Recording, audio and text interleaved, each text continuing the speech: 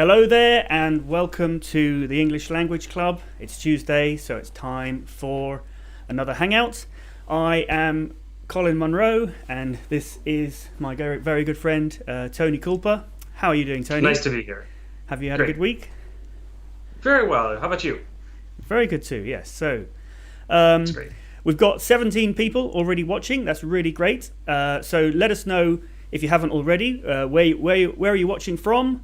And if you've got any questions on phonetics, on grammar, on idioms, or anything you like about, within reason, obviously, about the English language, let us know. And we might not be able to answer. And over the next hour, hopefully, we will be able to answer your questions. Let us know if you can. Just give us a quick thumbs up if you can hear us okay.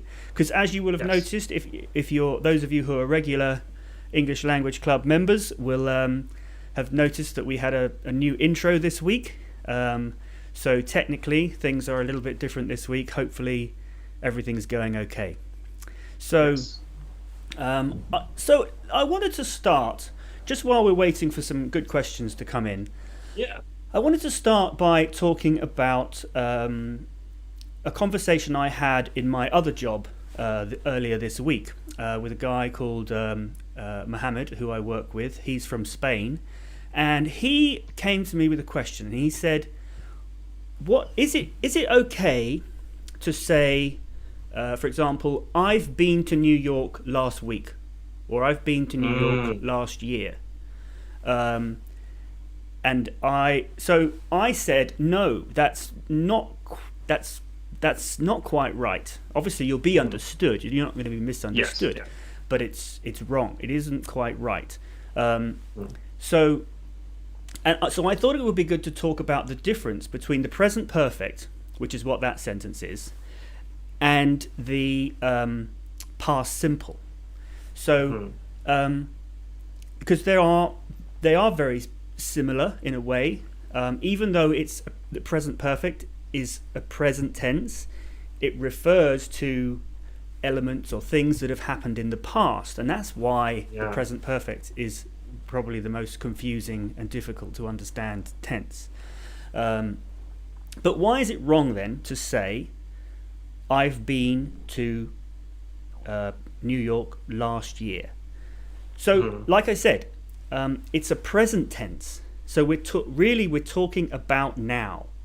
But obviously, going to New York in that sentence is something that happened in the past. So why is it a present tense if we're talking about something that happened in the past? Well, when we use the present tense, the key thing is that we're talking about how something from the past is affecting the present, the result of that action now. A simpler example would be something like, I've lost my keys. If I have lost my keys, that means now I don't have my keys. And at some point in the past, I don't know when. If I knew when, it would be easier for me to find them. I don't know when I lost them, but at some point I lost them.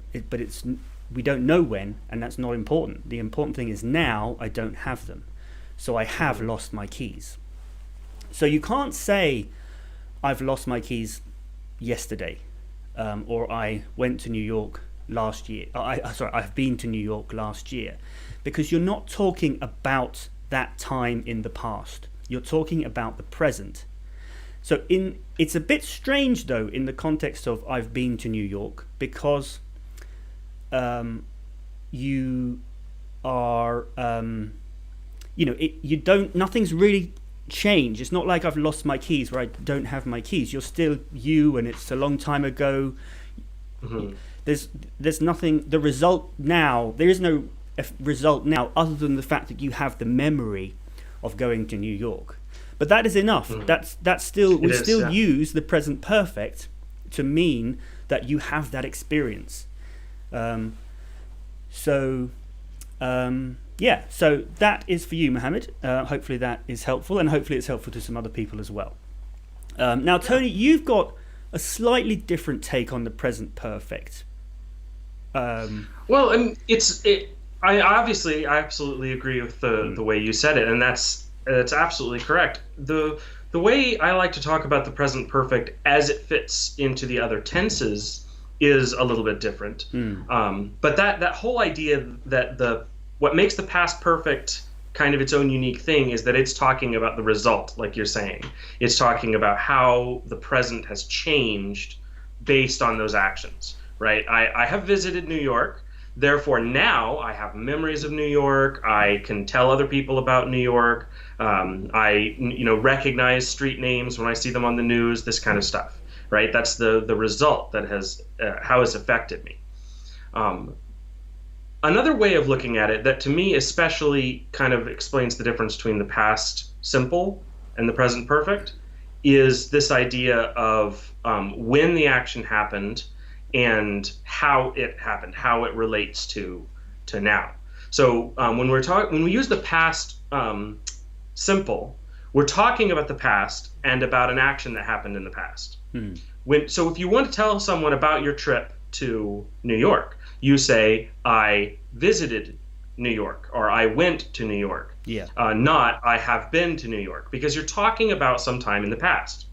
But if you're talking about some time in the present, and someone asks you, do you know Queens, or do you know much about the Statue of Liberty? And you say, yes, I have been to New York, so I know about those places. Yeah. Because you're talking about the present. You're talking about whether you know something or whether you're familiar, but the action actually happened in the past. Yeah. So when you're talking about the present, but the action happened in the past, that's when you use the present perfect. And that's why it's present, because you're talking about something that's now. Great. Yeah. Okay, so let's look at the comments then. We've got 20 people watching already. That's really great. So we've got a few new names as well. Regians, I think that's. I hope that's how you pronounce it. Madeline Wu, I've seen you before. Lolly, obviously, one of our regulars. And we've got Harish Rao. That's a new name. But you're very welcome. And AJ is here. Hello, AJ. Manu, I think. Manuel from Buenos Aires, Argentina. Hello there. Mudassir. Hi. From Kuwait. Great. So get your questions coming in. We've got the next hour or so to answer your questions and have fun. So we've got a couple of questions. Let me see here. Tony is the type of person who you meet for the first time but seem a friend for ages. Respect surges in my heart for him. Wow, great. That's a very nice comment. Well, Yeah, Tony is a very nice guy. I agree with you. I'm going to see it. Well, thank you. The question is about full as a suffix. As a suffix. Whether to use a single L or a double L. So, like for instance, wonderful versus is wonderful spelled with one L or two L's? That's a very interesting question. Most of the time, it's one L. Wouldn't you agree? Yeah, I think so. It depends on the word. It's funny. I don't really think of it as a suffix because in the word wonderful, for example, we don't really use the word wonder. It does exist, but I don't use the word wonder so much as the word wonderful. So I don't tend to think of full as a suffix there, but I suppose it is. But then, it is. Yeah, it literally means full of wonder. Right? Something that's wonderful is something that fills you with wonder, or is itself full of wonder. Yeah. But at the same time, so the suffix full usually isn't the same as the word full. I'm trying to think of some examples where it is. Nothing is really coming off the top of my head, but usually it's one L, but there are plenty of cases where it would be two L's. And that's just a classic example of English spelling not being completely consistent. You kind of have to know the word itself. Yeah, that is the case. And with suffixes and prefixes, it's sometimes helpful there's so many. Again, there's so many exceptions that you just sort of need to know the words themselves. Yeah. Yeah. So, Susanta, don't you think some tenses are never used nowadays, such as will have been going or will have taken? Well, those tenses are used. I mean, so there are certainly tenses that are used less. For sure. But not never used. So, in English, there are 12 tenses. And this is what we are talking a lot about in the course that we're writing, Inside English. And the way you know that there's 12 tenses is there is 3... what do we call them, Tony? Times of action. 3 times of past, action. present, and future. Past, present, future. And then 3 types of action. Simple, continuous, and perfect. Perfect. So you combine those 3, and 3 times 3 gives you 9. Gives you the 9 tenses. Present perfect, present continuous, for example. But then you can also have simple, perfect simple, present perfect simple. So you've got things can be both. Both perfect and continuous. The tense can be both continuous and simple. Not. And then, in fact, that was one of your examples, wasn't it? Will have been going. That's both perfect and continuous. It's a future perfect continuous. So maybe it's not being used as often, but it's definitely still being used. You might say, there is a science experiment that in a couple of years will have been going on for a century. The pitch drop experiment, if you care. But yeah, so it might not be used as often, but these tenses do still get used to an extent. And they do still one have thing that a Susanta, specific meaning. Yes. Yeah. One thing that Susanta might be noticing here is that in some regions, some tenses are just not used. They have maybe a colloquialism or just a kind of a local way of saying it that they just don't tend to use that tense. I've seen this happens a lot in not languages, not just English, in many languages, where certain regional dialects will use one tense much more rarely, and they use another tense instead of that. Another one is depending on who you're around. Some people just might not have that level of diction that they're using the more complicated tenses, but they do exist and they are around, and you will hear people using them in different places, maybe. Yeah. So those tenses do exist, and then now the second example, will have taken. That is that's passive. That's a sort of future passive, no, isn't it? Will have taken. I would just say it's a future perfect. It could be something. Yeah. The bus. It has been. It will have been. Yes. Yeah. It's future perfect. Yeah. Future perfect.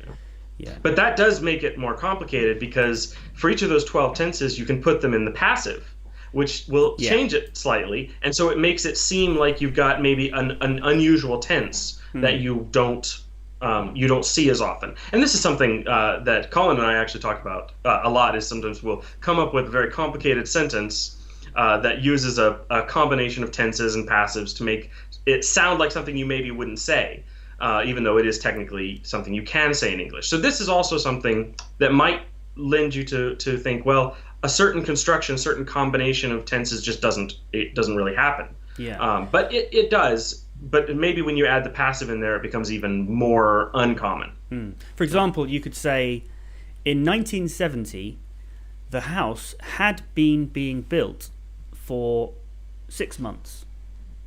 So in that sentence, we've got, in 1970, the house had been being and then built. Then the main verb is built. Built, yes. So we've got 3 auxiliary verbs, and each one means something. So had tells us it's perfect.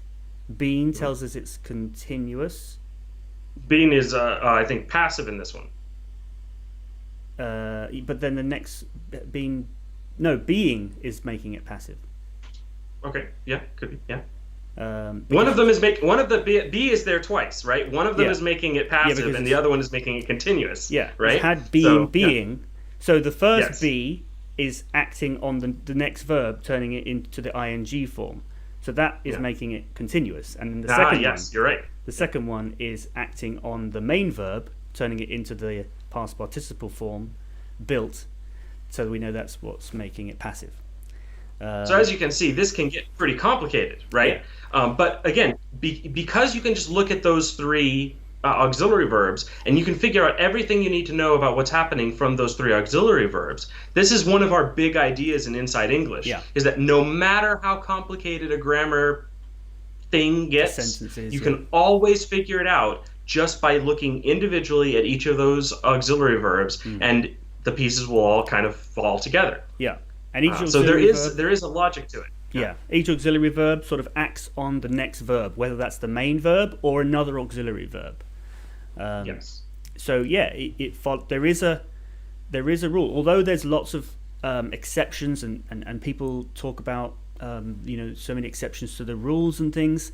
What we say is that yes, there are all these layers on top. But actually, when we look at the core of English, it really does make a lot more sense than what people think. And there is a logic to it. And that is what the Inside English course is all about. So, yeah. Now, Susanta actually adds something to that question a little bit later, saying, I have been listening to BBC for more than 20 years, but never heard those tenses being used. And so this is something that actually might be interesting. We were talking, I think, a few weeks ago about the BBC having very specific requirements on how their presenters speak. Do they have a kind of a grade level target where they try to avoid certain complicated grammatical uses? I think they may do, yes. I'm not sure they may do, officially, but I do know for a fact that the level of English on the BBC, it is not as they do avoid complicated things to an extent. Certainly if you read BBC News on the internet, the English is a lot simpler than other newspapers, certainly broadsheets. Yes. So yeah, but I don't know whether they would be deliberately avoiding those tenses. I wouldn't think it's too likely, but you would probably hear complicated tenses less often on the BBC than you would, say, if you were reading a newspaper or something like that. Yeah, depending on the newspaper, but yeah. Depending, yeah. High school newspaper, maybe not. Yeah. So we've got a question here from Lolly Lolly. I saw that some adjectives, asleep, alive, alone, don't stand before a noun. Is there a rule to explain that? Don't stand before a noun. So that's really a form, right? You wouldn't say an asleep person. You would say a sleeping person. You wouldn't say an alive person. You would say a living person. Or you could wouldn't say an alone is alive. Person. Right. You wouldn't say an alone person, but you could say the person is alive, or you could say a lone person or a lonely person. So that's actually a really interesting question, because different adjectives will fit in different situations. Sometimes they can only kind of be used on their own. Sometimes they'll be used smacked onto a noun. The same is true with with our possessives. Like you could say, this shirt is mine, but you wouldn't say this is mine shirt, unless you want to sound. But anyway, you would say this is my shirt, or this shirt is mine. So the word my and mine are essentially the same word, two different forms that are used in different places. Just like we use different forms of the verb depending on what tense it's in, and we use different forms of a pronoun. Like I would say, I am going, or do you want to come with me? I don't, I use I or me depending on where in the sentence it goes. So the same thing for those adjectives. So that's a great question. Great. So we had a question from Normo in Argentina about exclamatory questions. Do you want to say something about that? Exclamatory, can you give me an example? So, like, what are you doing here? an exclamatory question isn't necessarily a different grammatical thing from a question. It's just a question that is, and sometimes you'll see a question with an exclamation point at the end to represent the fact that the person is shouting this question or whatever. Yeah. And sometimes they're rhetorical questions. They're not, necessarily expecting the person who's randomly come into your house to answer the question, what are you doing here? You're just expecting them to run away. But it's not a grammatical construct per se. Yeah, because it's the same. It's the same as a regular question. What are you doing here? Yeah. But then, do you put an exclamation point on the end or a question mark, or can you put both? See, this is something I've seen, and I've actually tried to find out if there is sort of a solid answer to this. Most grammar or punctuation guides I've seen say that the question mark and exclamation point isn't really in use. So they'll say to put an exclamation point instead of a question mark if it's a really vehement question. But honestly, both and all three are used. Sometimes people will put a question mark and put the question in all caps. Sometimes they'll put an exclamation point instead of a question. Sometimes they'll put exclamation point then question mark. Sometimes question mark then exclamation point. Sometimes question exclamation exclamation question. It just doesn't matter really. It's funny because what we're really talking about here is punctuation, and really? Yes. Punctuation is something it kind of gets neglected a bit, don't you think? Like it never really comes into English language teaching textbooks or anything like that, or not as much as grammar and vocabulary and pronunciation. Possibly because the rules are similar in other languages, so the textbooks assume that people know them. But another thing that sort of not annoys me but irks me a little bit is when we see sort of memes that point out a grammatical error. Sorry, not a punctuation error, and they call it a grammar error. Or, I don't know if you've seen memes like that. I'm having my grandfather for dinner. If the comma is in the wrong place, it means that you're actually eating your grandfather. Right. But it's not. That's not really grammar, is it? That's punctuation, which is a different thing. Or is punctuation part of grammar? So, I don't want to get too technical on this, but grammar has all of these. Like the rules of a language have all of these different things. There's vocabulary. There's definitions. There's lexical issues, syntax, semantics, all of these things. Grammar is either one of those specific things, or it's just the word that we use to refer to all of it. So while things like, for instance, using the right vocabulary might not technically be grammar, but people will tend to think of it as a grammar mistake. Yeah. So some people would include punctuation as part of grammar, but then again, the word grammar just kind of means all the rules, not just one particular group of them, depending on who's using it. That's the informal meaning of grammar. Maybe I'm just being a little pedantic.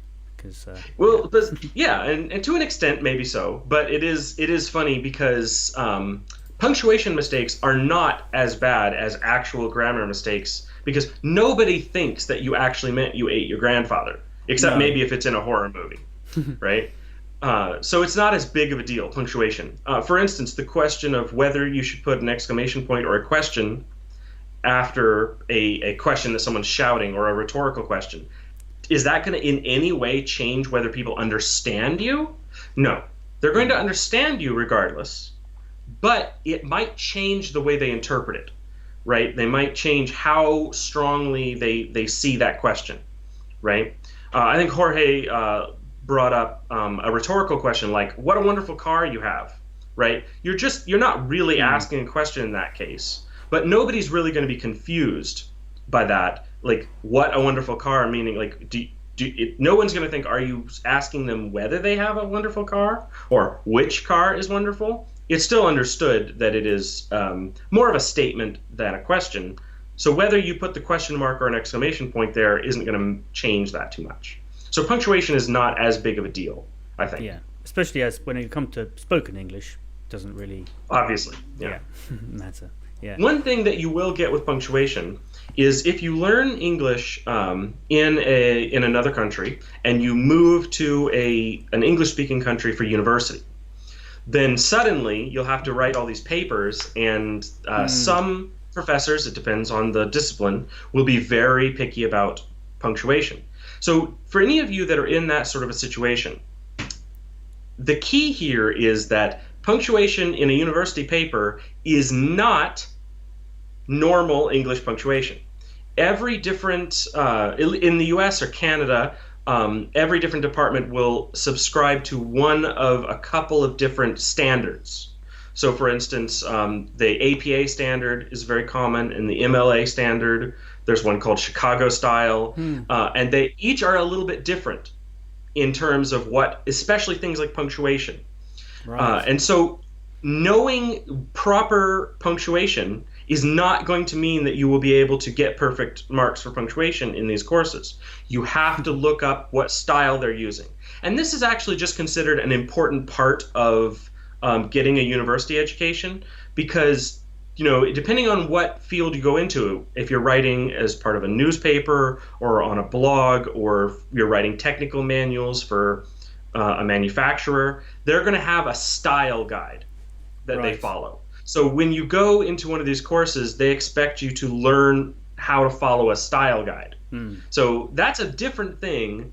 Just because something is MLA punctuation doesn't mean it's standard English punctuation. So don't get too scared by that. Well, that's possibly why it doesn't get taught in beyond English the basics, language I think text. so. Yeah, beyond the basics. In English language textbooks, is because there is more than one sort of standard, and it depends on what university you're at or things like that. But even the same is actually true of grammar in a way. I've seen the same things referred to in different textbooks as different things. Like sometimes you get the infinitive of a verb being they call like just work as the infinitive, but sometimes then they call the to infinitive to work, whereas sometimes they just call to work is the infinitive and work is the base form. That's the standard that I prefer to go by. Yes. But yeah, so I wish that were just a case of then it gets more complicated and you're going to learn these things later. Unfortunately, I think that's just because, and this is a bit of the downside. We were talking last week about some languages having like a committee that decides how the language works, and English doesn't have this. So every different theorist that's trying to introduce new ways of looking at it is introducing new vocabulary. New different ways of calling things, and there's no standardization. There's no one that if everybody, when they were printing an ESL textbook, had to send it to Cambridge University Press and get it okayed, then all the terminology would be the same. But that's not how it works in English. So you'll get people arguing over how many tenses there are in English. Some people will say, I forget the number. Some people say 9. Some people say 7. We obviously feel 12. You get debates over different rules, like whether you can combine the passive and the continuous, or whether you can combine the passive with the perfect continuous, and all these different rules that people argue over, because English is just that flexible. There's not always agreement. It's almost as if English is like an open source language. It is. That's exactly the analogy. Some of you guys may be familiar with the idea of open source or kind of like public domain. Open source is something like Android, where any programmer can go in and look at the code and change it and make their own version. And that version is just as legit, and anybody else can use it. And English is like that. There's nobody officially saying this is what is in or out. Yeah. You've got different dictionaries and different grammar books and different style guides. It's and like really anybody can choose. Anybody can say something and invent a word and if it catches on and starts getting used by other people and starts appearing in print, in books and things, then it becomes accepted. Yes, and this happens all the time. Especially with vocabulary, with new words. Yes. Not so much with grammatical, like no one's invented a new tense recently. Well, we have changed the way we say tenses for sure. Well, okay, yeah. Over time, and like Susanto was pointing out, tenses get used for different things. So one of the things we talk about all the time, and we'll probably do that as one of our main topics one of these days, is that when we talk about the future in English, usually we use a present tense, not a future tense. And again, these are things that change over time and they grow in popularity as people they find, oh, well, one way of talking is simpler or it's more straightforward, and so that becomes more popular. So these things do change in English, and it's quite exciting. It also means that if you make a mistake, you're not wrong. You're just using a different an English that's more popular somewhere else or something like that. It's quite exciting, I think. So there's a question here from Harris Roa. He says,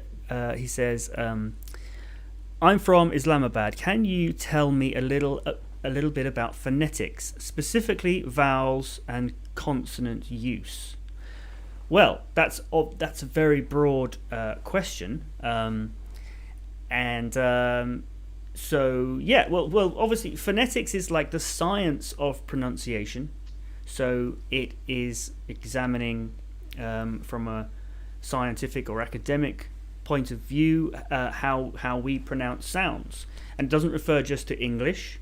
There are lots of different sounds that we don't actually use in English. So what I've talked about is only what the sounds that are used in English, and the phonetic chart that we have that I use in a lot of my videos. Was designed specifically to just show the sounds that are in English. So in terms of vowels and consonant use, well, I don't really know where to begin.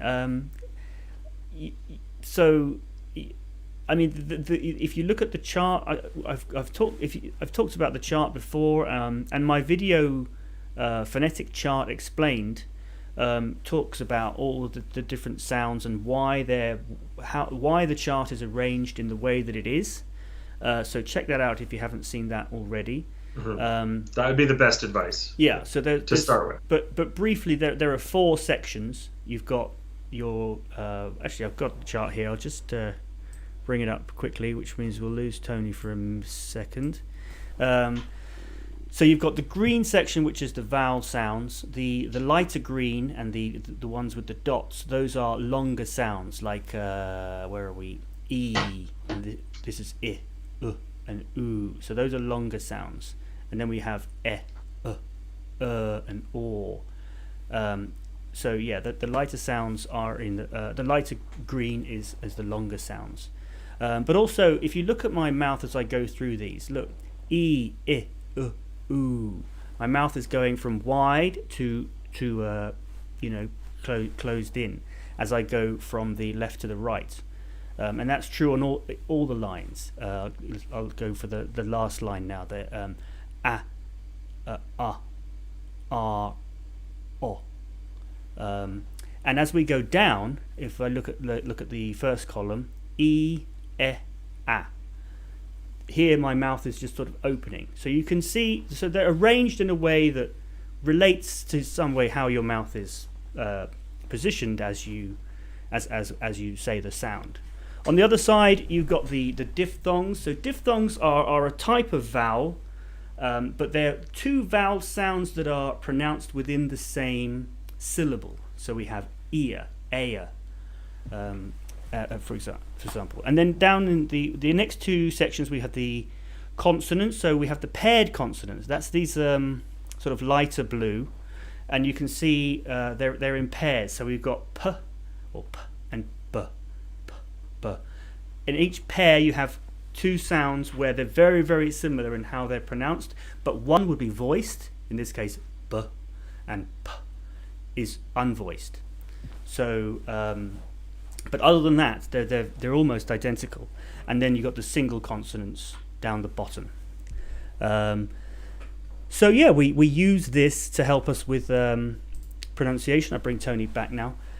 We use this to help with pronunciation, because English in particular as a language is very unphonetic. So especially the way that we write words, the way we spell words, it's very difficult sometimes to know how the word is pronounced, but just by looking at the spelling. So having this alternative phonetic alphabet allows us to to write down the actual correct pronunciation of words. So unless you've got a more specific question, I think I will leave it there. Yeah, but hopefully that was helpful. Let me know what you think. And please check out, English Language Club has a ton of videos that Colin has made on pronunciation and the different sounds. So check those out. They're very good. Thank you.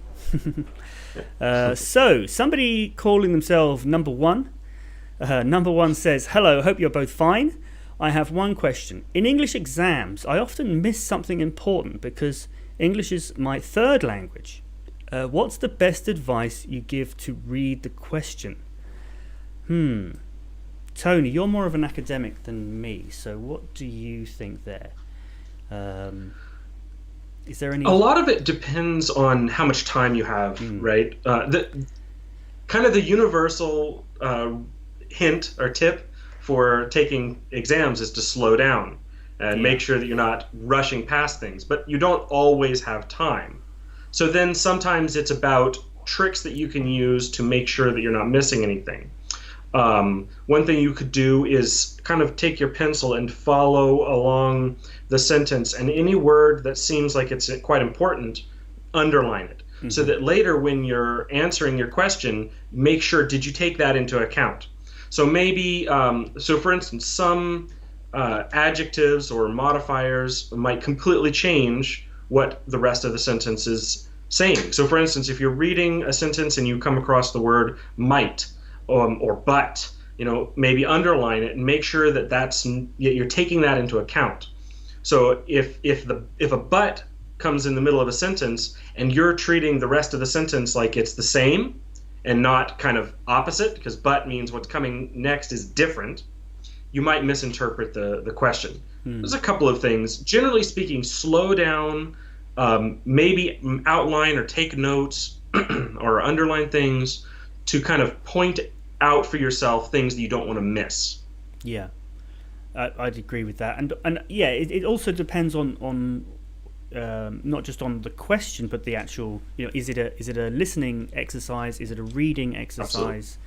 So there's different types of reading. In sort of exam technique, they talk about skim reading or reading for gist. So maybe the question is asking for something specific and you just need to sort of look for that thing, in which case you can skim read. You don't need to actually understand the whole thing. You're just looking for a particular piece of information and pulling that out. Or you might need to read for gist, which means you can just sort of read the whole thing very quickly just to get a rough idea of what it's about, so that you can then explain that. There's other types I can't think of off the top of my head. But yeah, those two things. So, also, like for example, a reading exercise can be something that you waste a lot of time on. Like I said, if the question is just how many flowers are there in someone's garden, you don't need to read every word, every paragraph. Just skim for the bit where it talks about the garden. Double check that you're talking about the right person, because it might talk about two people's gardens. So double check that it is the right thing once you've found it, but you don't necessarily need to read in depth the whole thing. And I've definitely seen people waste a lot of time on a reading exercise because they got into the reading and they started to enjoy maybe just reading about the passage, and then they forgot they were in an exam and they just needed to get the right answer to the question and then move on. So that could Which is frustrating and terrible, that the exam kind of ruins it and makes it a bad thing for you to actually read it properly. But that's a problem with exams, not just in English, in many different subjects. Yeah. Actually, we skipped over a question here. What is the difference between classic and classical?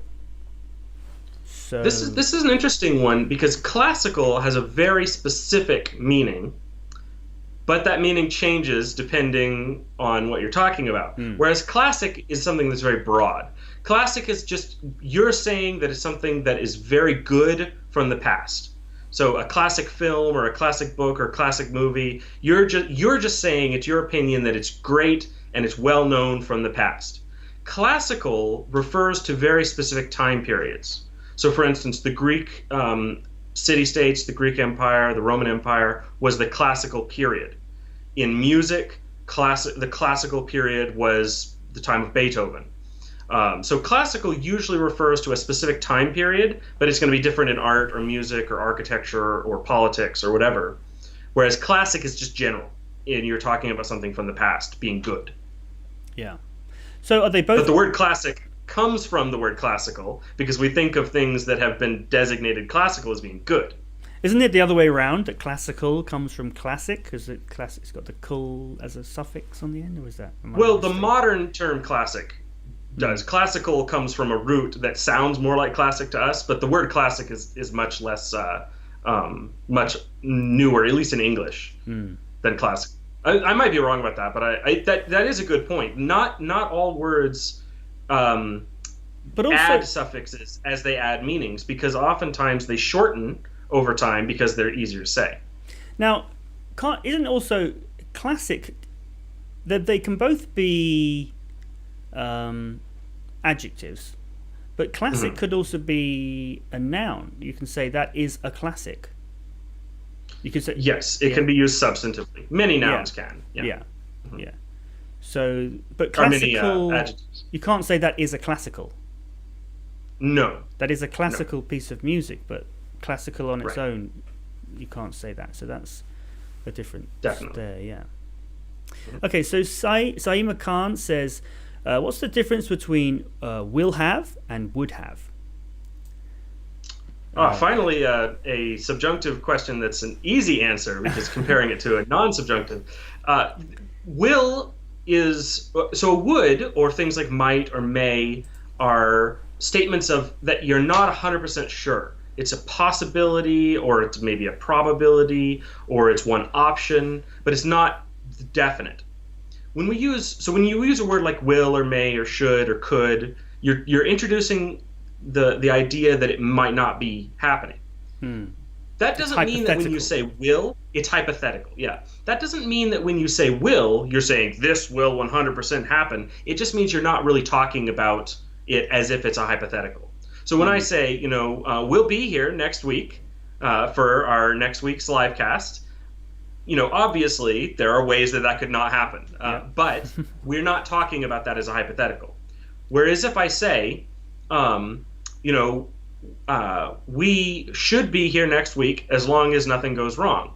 Now I'm talking about it as a hypothetical, right? Yeah. So that's really the only difference between will and would in this case. Yeah. But then would, you could also say, I would have, I mean, again, just to give an example of the sort of hypothetical situation, you could say, I would, if you arrive late to a meeting or something, you could say, I would have been here on time, but there was an accident on the road and that slowed me down, that delayed me. So I would have it. So again, a hypothetical situation, perhaps in an alternate reality, you were on time, but in this reality, you weren't. But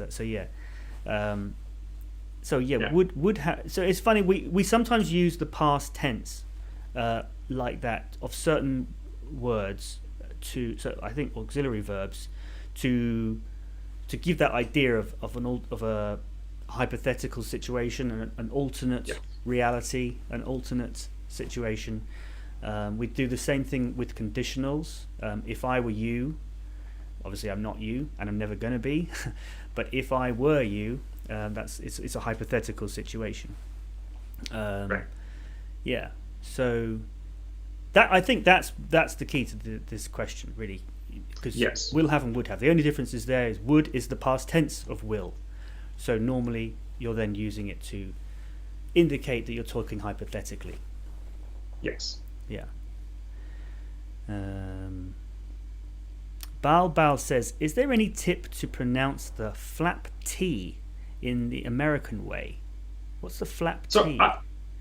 Now, so Bal, if you are still listening, let us know if I'm not interpreting this correct. But I assume that you mean the short T, the kind of minimized T. So, for instance, instead of saying better, you would say better. So we talked about this actually last week. We about talked about this last week, Balba. If you're still watching, go back and watch last week's live stream because we did talk about this for quite a long time. Because in both British English and American English, we sort of drop the T sometimes, but we do it in a slightly different way. So in British English, I'll model it, and then Tony can model the American. We might say. English Language Club is better than all the other language YouTube channels, so we say better, or British. I'm British. I personally don't like the way that sounds. I try to pronounce my T's properly, British, British and better. But it is something that British people do a lot. But in American, it is slightly different. So do you want to do it in your accent? So in English, in American, we might say, I like this YouTube channel better than others. So the T isn't so much gone as when Colin does it, as it's not voiced. So it becomes it becomes a D rather than being a T. D, right? It's a soft D. Now there is a bit of a tap to it usually. Better. It's not aspirated, because when we say a T, better, you can feel the air coming out, better. But better, it's not coming out. It's more like you're kind of tapping with your tongue than that you're blowing out hard the way you would with a T. We call that aspirated, where you like blow air out. So it's just not very aspirated when you say it softer. It sounds more like a D, but it's sort of halfway. Better. Yeah. And it's not considered it depends depending on when you use that T sound.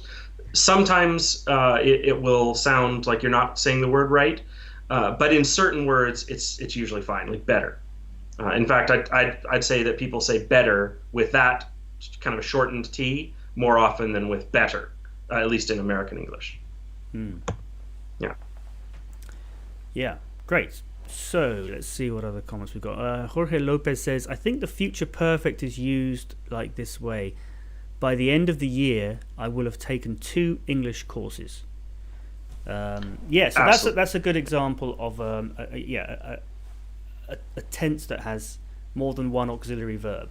I will have taken. Will have taken. So will is making it future, and then have is making it perfect. And will doesn't really change doesn't act. It doesn't have. It puts it in its standard form, in its base form. Actually. Yeah, right, exactly. Yeah. So it puts it in its base form. So have is in the base form, but then have is to make it perfect. So then the next verb, which now is the main verb, taken, that needs to be in the past participle, which is taken in this case. So you can't say will have take, will have took, will have taking. You have to say will have taken. So yeah, that's a good example of one of the extra 3 tenses, which has got extra auxiliary verbs. Yes. Yeah. And honestly, the future perfect and the past perfect are way simpler than the present perfect, not because of the way they're actually formed, but because they're used in fewer situations. And so Jorge's pointing this out. Most of the time when you use the future perfect or the past perfect, you use it as part of a 2-parter. So you talk about a time or an action. So like at the end of the year, I will have taken 2 English courses. You wouldn't just say I will have taken 2 English courses by itself. There's usually something else going on there. The same with the past perfect. You might have say when I was 2 years old, I had already had the best birthday party of my life, or whatever. It's usually kind of part of this 2-parter sort of a thing. Very common. So there's an interesting comment here by Susanta. She says, for native English speakers, continuous tenses in the passive is normal. For example, the cargo will be being unloaded. But we have always read in our version of books, continuous tenses can't be passive. So, is that true? This is exactly what we were talking about with English being flexible. I have absolutely seen that rule, And if you think about it, will be being unloaded, be being. It doesn't quite sound like it should work. Another good example is he told me that rock was 1,000 years old, or that statue. We say that. It doesn't quite sound right, but that does not mean that it's not acceptable. It means maybe be careful using that if you don't know for sure if you're going to be understood, but that doesn't make it unacceptable. Now, that is a rule that exists some places, but again, English is not centralized. English is open source. English is democratic, and so not every rule that you will see in a textbook is actually real. They might be trying to push that, or that might be their perspective, or it might be true in some region, but that doesn't necessarily mean it's always the absolute rule. And I would say that this is an example where maybe that's correct in formal English, maybe, but it's definitely not a universal rule of English, because you're right. Native English speakers will say, will be being unloaded. It's not super common, but it's there, right? Yeah. And so all of the it might be kind of like a style guide where the book is trying to tell you be careful, because these kinds of constructs, these kinds of ways of saying things are sometimes hard to understand, or they're easy to misunderstand or get confused with.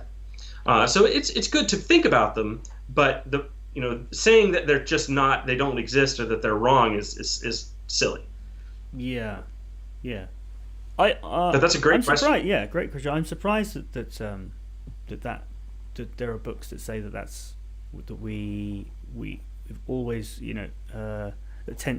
continuous tenses can't be passive. Because it's not true. I would definitely not say that that's true. Yeah. Okay. So let's see. Got some more stuff about exclamatory stuff. Thank you, Jorge. Talib says, hello teachers. Hello Talib, how are you? So Jorge says punctuation marks my earpiece keeps falling out. Jorge Lopez says punctuation marks substitutes in writing what speakers do in speech. Yes. So when we speak, we're doing a lot more than just saying the words. There's a lot of intonation, a lot of body language, and things like that. So usually, the period represents a longer pause between sentences. A question mark represents raising the tone of your voice to indicate a question. An exclamation point represents, you're saying it forcefully. A comma is a shorter pause. A hyphen is another kind of pause. But really, there's a lot more that we put into our speech than we can possibly ever write down. So at best, punctuation is a shorthand. Yeah. Right, kind of hinting at all the nonverbal communication, body language, intonation, eye contact that you don't get, and that's why punctuation is pickier than regular speech is, and why the rules for punctuation seem so annoying, because when something is written, it's harder to understand than when a person says it to you. Now, especially when you're thinking in a language that you're not as comfortable with, you might say, well, no, I'd way rather read it than hear it spoken, because maybe the person's talking too fast, maybe I can't understand their accent. If they use a word I don't know, I can't look it up, and that's absolutely true. But by its kind of nature, written communication is missing information. Yeah. And so it's going to be harder to understand, all other things being equal, which is why the rules of punctuation are so nitpicky, because they want to be uniform and consistent so that you can understand what someone is saying without all those nonverbal cues. Yeah. Now, but it is annoying. I've got an interesting story that relates to this, actually, and if you watch my videos, you'll see that I present them in a very particular way, and what I'm actually doing from a technical point of view, the way that I develop the videos is I write the script. Everything that I say, everything I'm going to say, is written down first. But then, and what a lot of people would do is they would use an auto cue, so they can. It's like a sheet of glass that is put in front of the camera, So from the camera side, it can see through, and it just films you normally. But you can actually read read text that's reflected from a screen without it showing up on the picture. I mean, yeah, most people probably know what auto cue is. I've tried that. I went and did a few videos. I made 4 videos at the YouTube space in London, and so they were great. The quality was great. The sound was great, but I because I was using auto cue, I had to think a lot more about what I was saying. So the alternative, the way that I make the videos, is I write the script out, and then I actually read it, and I create a sort of rough version of the audio, where I can record the audio line by line, and really think about the intonation and even the body language. Although the body language doesn't get recorded, it's just audio. But I really think about the intonation and pauses and things like that, and I get that all recorded in audio. And then I have an earpiece like this.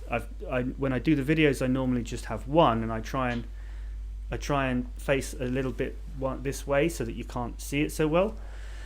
And I'm actually listening to what I say when and then I'm just repeating what I'm hearing. But then I don't need to think about that sort of extra level, because I'm just I've already thought about it, and it's already sort of coming across. You don't have to deal with translating it from written to spoken, because they are actually different. And the punctuation tries to help with that, but no matter how much it helps, it's still an extra step. Yeah. And in that process of recording that first version, I'm tweaking what it actually says to make it spoken English, because it is actually quite difficult to write spoken English, because we write and read in different we write and speak in different ways. So hopefully that's useful and interesting. Let's see. I like the phrase Tony just said. English is flexible. Probably when learners stick to rules, it affects effective communication, because a student always thinks he or she is speaking wrong English. It's a comment from Susanta. English is flexible. And it does, I think it stresses people out when they think, oh, I'm not following a rule. But that's fine. Like, a lot of native English speakers, there are rules they're not going to follow, because the rules exist. In some languages, maybe the rules exist so that you're speaking properly. In English, the rules exist so you can be understood. And so to an extent, you should worry more about being understood than whether you're following all the little rules. And that's one of the big things we talk about in Inside English, is that rather than learning all of these rules that are so hard to follow, we focus in on the core ideas that make everything kind of click, make it make sense, make it easy for us to kind of express what we're trying to say. But on the other hand, there are a lot of things. There is the other hand. There is the other hand. On the other hand, what the other thing that we're looking at a lot of is the mistakes that people make. Where people will always understand what you mean, but there are a lot of mistakes that people make a lot of the time, which just it just makes them sound. It makes it clear that English is not your first language, and I think Inside English is about tackling those things as well. But I think the reason it's important to tackle those things is not just because then it's not quite right, because you could say, well, I'm being understood, so what's wrong with it? But it's actually it shows that there's a misunderstanding or a lack of understanding of the fundamental way that English is structured and the way that English works. So really, when we get into these issues in Inside English, it's not just about being understood, or it's not just about being right. It is more about taking your understanding of English to a different level. Yes, and so that advice of whether you should worry about the rules really depends on what level you're at. If you are, like Susanna is saying, some people are the fear of making a mistake is holding them back. And that's absolutely the case. If you're so worried that you're going to make a mistake that you don't try to talk to people in English, then that's not helping you, because you need the practice. That's more important than obsessing over the rules. But at the same time, at some point, being understood isn't the only goal. It's not what you're going for. You also want to be seen as someone who speaks excellent English. This could be for a job, or because you're moving to an English-speaking country, or just because it's a personal goal. You want to bring yourself to that next level. And that's where really beginning to understand how all the rules work, how they fit together, becomes really useful. Yeah. So we've got another comment here from number 1. He says, "Sir, would you please describe the scope of study of morphology?" So, yeah, this is another tough question. Presumably relating to pronunciation. So morphology would be how we're actually physically forming the sounds, and obviously that's a really important part of pronunciation. Pronunciation is something that is done physically. So, but what I've always said with the English Language Club is aimed at people who want to learn English and improve their English. We are not trying to teach phonetics because that's a very deep subject, and it goes on and on and on beyond what is really useful to people learning English who want to be understood, who want to be able to use English and express themselves and be understood. So, so we use phonetics as a tool to help people learn and improve their English. We're not trying to teach phonetics in all its glory. Partially because we're not linguists. No. And partially because that's not the focus. That's not going to help most people actually speak English better. I think it's fascinating to understand where words come from, but only to a certain extent does that actually help you speak English more clearly. Yeah. So sorry if that's a disappointing answer to you, number 1. But that's we're not the best people to answer that, I don't think. No. So Pradeep has got a good question here. Using the word unprecedented, is it positive connotation? It's a funny word, that. That's we talk about things being unprecedented or things. Yes. For sure. For first, you would never use the word unprecedented. You can use the word precedent or unprecedented, right? Right. So that is it means that a precedent means that this has happened before, right? So you see someone do something, someone trips when they're trying to go up the stairs. There is a precedent for that. It's happened before. So it's not unprecedented. But if you see someone do something that you've never seen before, or that has never happened before, that is unprecedented. So that's is that a positive or negative? What do you think? The connotation is unprecedented. Yes. I think it depends, because what the thing you're talking about can have its own connotation. Absolutely. So when you say there's a big difference. It is unprecedented, it depends on the connotation of the thing that is unprecedented. So if it's an unprecedented atrocity, that's a negative connotation. But if it's so in that sense, it doesn't have a connotation. Humanitarian. In that sense, I would say it's a neutral connotation. But the thing you're talking about has a connotation normally. Yeah. As with most things that are saying this is extreme, the connotation is just going to be an extreme version of whatever you're using, right? So it's not so much that it has a positive or negative in itself as it makes whatever you're talking about an extreme. Yeah. Great. Well, thank you everybody for watching today. It's been another really great lesson, great time, great hangout. I hope you liked the introduction video that I made to get people get people pumped up at the beginning. Got another little thing coming for the new outro, so stay tuned for that. We've got over 20 likes already so far, which is great. That's great. If you are watching and you haven't given us a like yet, though, please do. That it really helps us. We've got up to 23 now. That's really great. And we do this every week, and every Tuesday. So we'll be here next week. Hopefully you can join us Tuesday at 2 o'clock UK time. And there's other ways to join. You can join the English Language Club through YouTube, and you'll get access to some behind-the-scenes videos. Last week I made quite a long one actually, where I talked about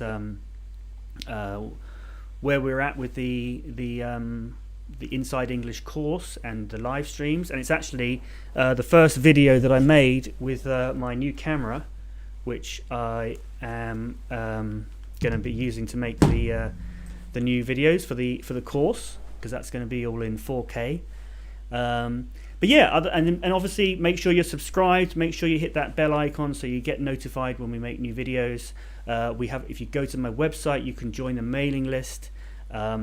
There'll be lots of new things coming in the next few months, and so that's the best way to stay in touch and be informed when those things happen. But for this week, I think that's it for this week. So we'll see you next week.